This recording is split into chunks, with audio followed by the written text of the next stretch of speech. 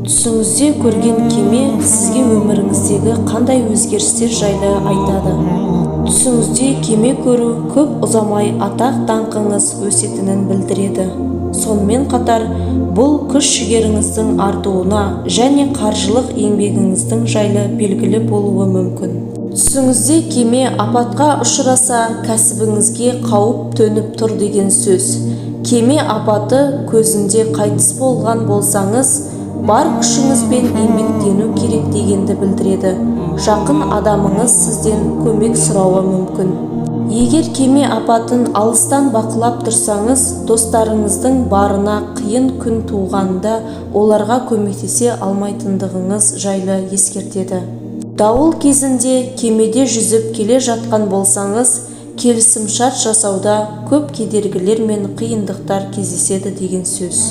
Егер түсіңізде кеме тоқтап зәкір тастаған болса, шынайы өмірде елеулі өзгерістер болады. Отбасын құрмаған болсаңыз, көп ұзамай екінші жартыңызды кездестіресіз деген сөз.